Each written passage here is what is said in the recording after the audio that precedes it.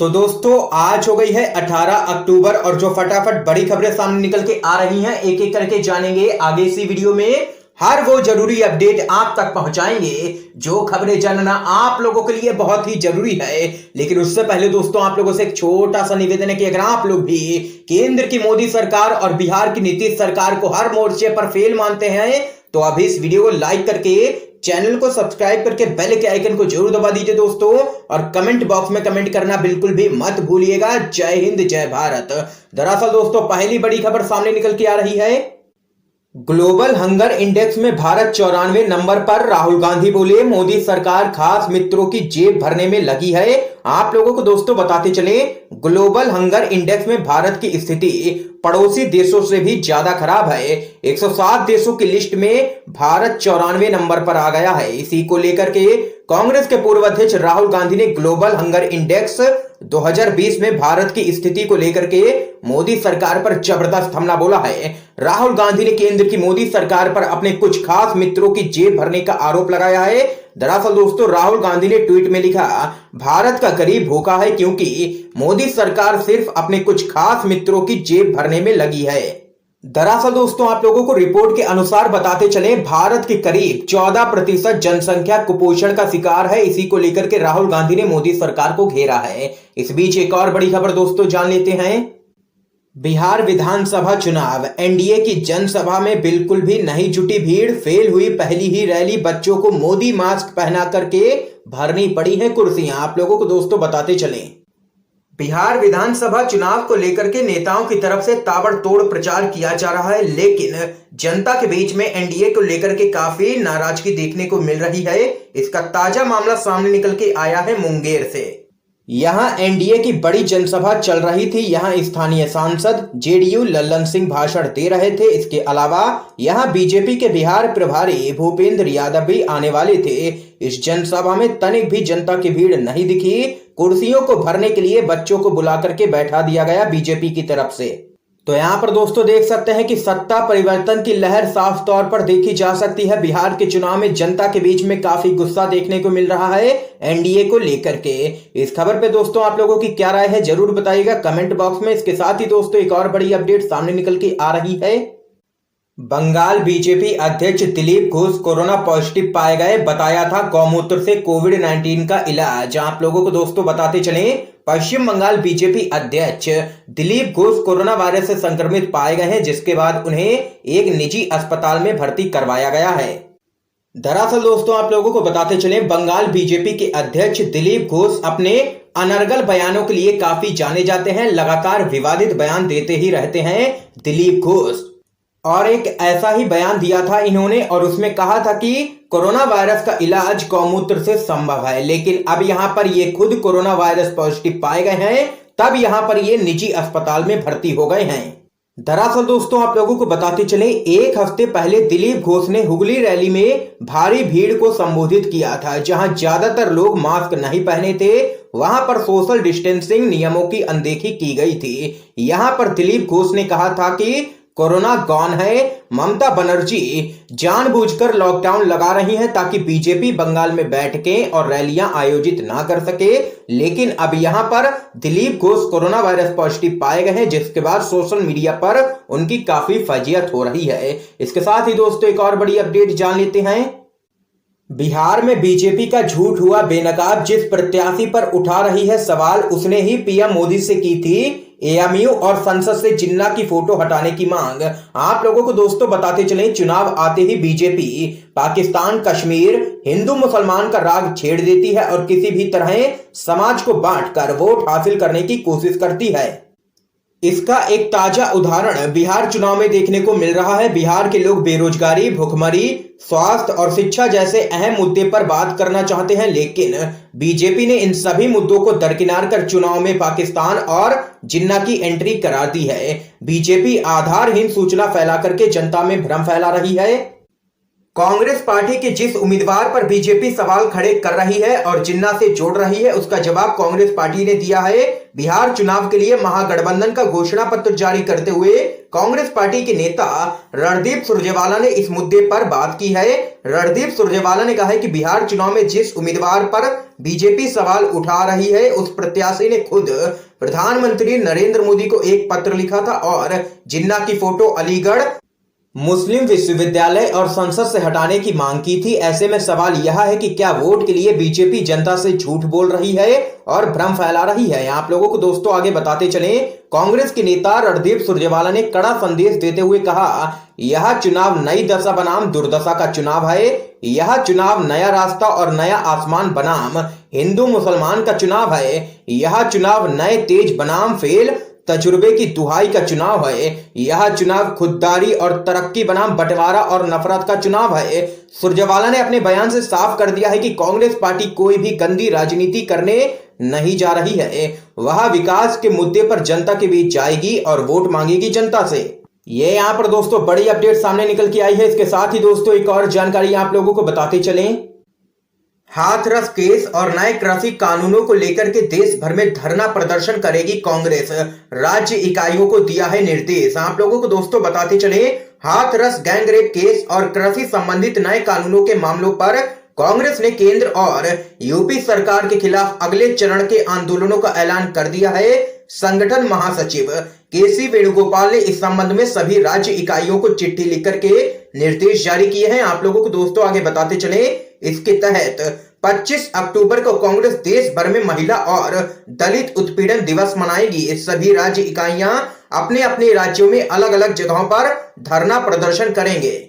तो वहीं 31 अक्टूबर को पार्टी सभी राज्यों में किसान अधिकार दिवस मनाएगी। गौरतलब है कि 31 अक्टूबर को सरदार पटेल की जन्मतिथि और इंदिरा गांधी की पुण्यतिथि होती है। पार्टी ने सभी राज्य इकाइयों को इस दिन सत्याग्रह और उपवास करने के निर्देश दिए हैं। तो देख सकते हैं कि कांग्रेस पार्टी मोदी सरकार और उत्तर प्रदेश की योगी सरकार के खिलाफ जबरदस्त धरना प्रदर्शन करने की तैयारी कर चुकी है। इसके साथ ही दोस्तों एक और बड़ी खबर आप लोगों को बताते चलें, बिहार चुनाव के लिए महागठबंधन ने जारी किया है घोषणा पत्र। 10 लाख नौकरियां और विशेष राज्य का दर्जा समेत कई बड़े वादे। आप लोगों को दोस्तों बताते चलें, बिहार विधानसभा चुनाव के लिए पटना में महागठबंधन ने अपना घोषणा पत्र जारी कर दिया है।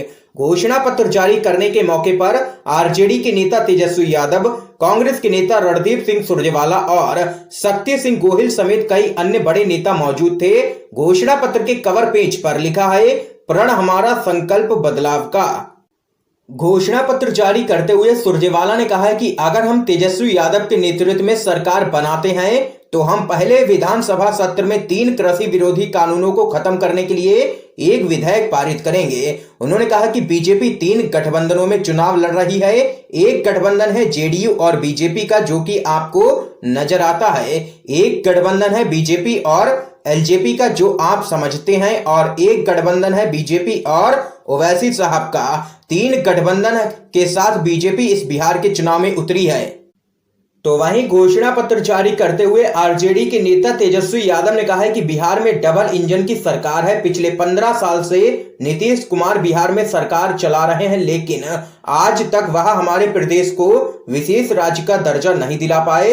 विशेष राज्य का दर्जा दिलाने के लिए डोनाल्ड ट्रंप अमेरिका से आकर के बातचीत नहीं करेंगे। हम वादा करते हैं कि कैबिनेट के पहली बैठक में ही बिहार में युवाओं को 10 लाख सरकारी नौकरी देंगे। इसके अलावा बिहार में हमारी सरकार बनने के बाद हम प्रदेश को विशेष राज्य का दर्जा दिलवाएंगे। तो यहाँ पर दोस्तों देख सकते हैं कि बिहार चुनाव के लिए महागठबंधन ने जारी कर दिया है अपना घोषणा पत्र। इसके साथ ही दोस्तों एक और बड़ी खबर आप लोगों को बताते चलें, जीडीपी के बाद हंगर इंडेक्स में भारत बांग्लादेश और पाकिस्तान से भी पिछड़ा। प्रशांत भूषण बोले, बहुत अच्छे मोदी जी। आप लोगों को दोस्तों बताते चले, हाल ही में इंटरनेशनल मॉनिटरी फंड के द्वारा जारी की गई रिपोर्ट में भारत की प्रति व्यक्ति जीडीपी ग्रोथ बांग्लादेश से भी कम होने की आशंका जताई गई है। इस बीच अब ग्लोबल हंगर इंडेक्स 2020 की रिपोर्ट जारी की गई है।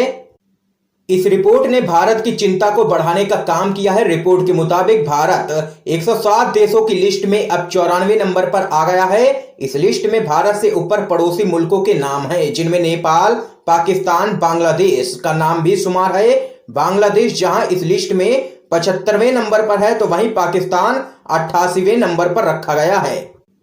इसके साथ ही इस रिपोर्ट में यह भी बताया गया है कि भारत में आज स्थिति यह है कि देश की 14% जनसंख्या कुपोषण की शिकार है। जानकारी के लिए आपको बता दें कि ग्लोबल हंगर इंडेक्स की रिपोर्ट हर साल जारी की जाती है।